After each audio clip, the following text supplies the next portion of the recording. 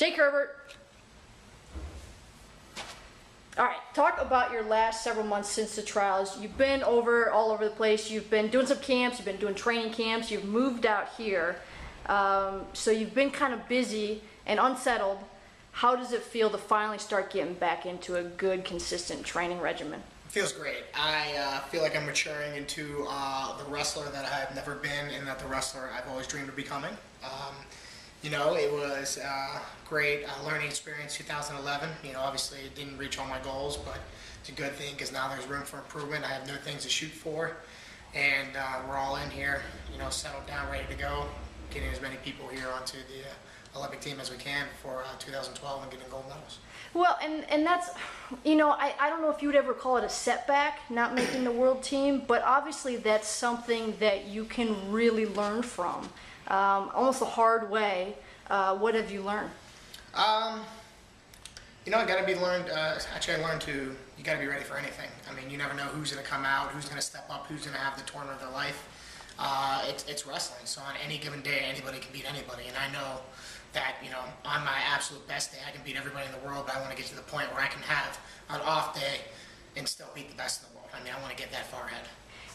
And last summer there was a lot of uncertainty about whether or not Kale would come back and compete, and it seems like there's still going to be some uncertainty going forward about whether or not he will stick through the cycle. How do you prevent that from becoming any kind of distraction for you? You can't overlook it, but you can't focus on it. I'm focusing to win the trials. I don't care if I have to beat Joe Schmo, if I have to beat John Smith, if I have to beat Kel Sanderson, whoever I got to beat to win the trials, whoever's in my path, that's what I'm going to focus on beating. I mean, I know the group of guys are going to be there, I know who to prepare for, but I just want to make sure that I'm wrestling my best. I don't have to prepare to beat Kel Sanderson, he's got to prepare to beat me. You were just announced today as being on the Pan American Games roster. Is that help you to give you something specific, a competition that you can train for? Yeah, I mean, we have it all planned out. I'm trying to compete here every 2 months. I know I'm going to compete Pan Ams. I know I'm going to go over to the London preview tournament. I'm trying to figure out my winter tournament schedule now, but I got those things. I got about 3, maybe 4 competitions here, and then the trials. So it's coming up pretty fast. What was your decision to come out here? Sean was hired, and you made the decision pretty quickly to follow him. Mm-hmm. Why? I just believe in Sean Bormet. I know he's, in my opinion, probably one of the best coaches in the world for me as a wrestler, just because of having worked with him and had the history that we have. I know he's the best coach that I could have. Outside of my father, he knows my wrestling style better than anybody else in the world. It just was a great decision. He believed that this environment here was going to be the best training situation we could possibly have, for the best chance for myself and, guys like, Mike Porta, Jim Kennedy, Andrew Howe, Josh Torella, Tyrell Todd, for us all to have a better chance to make the team, combine forces. So it's been fun. And does it keep your training fresh? I mean, you have quite a few new partners here. Does that keep your training fresh? It does, and it's great because with me and Porta and Matt Gentry were living in Naperville. It was just the 3 of us. It was getting stale wrestling Gentry Porta, and not really having that much of a change of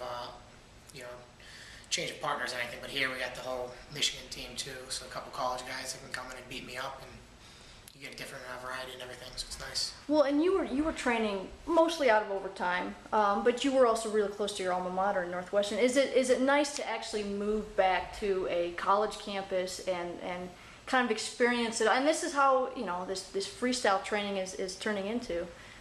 Is it nice to get back in this type of environment? It is, but Ann Arbor is a different animal than Northwestern. Northwestern's a lot smaller, so I wouldn't really consider it a college campus. I'd say it's more of a city. Which is great. Chicago's beautiful. I've lived there my last 7 years. I've grown up there. It's really hard to leave. They've done nothing but support me. They still support me now that I'm here.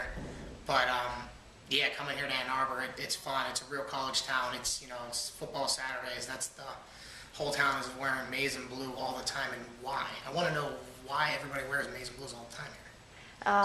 Well, you're living with Poeta and Jimmy Kennedy. How are you guys? I asked Jimmy a couple weeks ago. It's kind of like strangers in a strange land. How are you guys getting yourselves situated and helping each other to find your way around?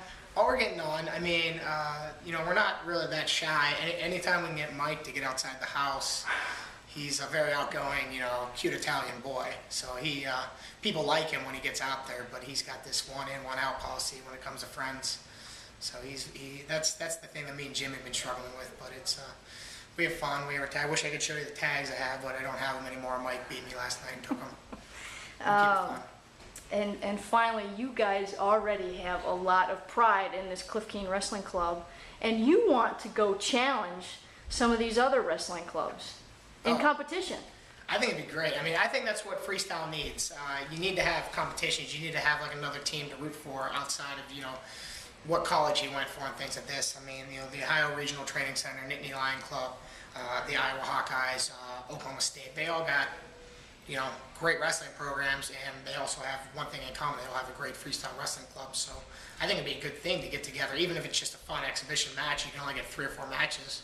I think it's a good thing to get the fans exposed to that, just see the freestyle and just know that, after college wrestling, that you can still, continue to wrestle. You can still go on and train to be best on the planet, the best in the world, not just the best in the nation. All right, thanks, Jake.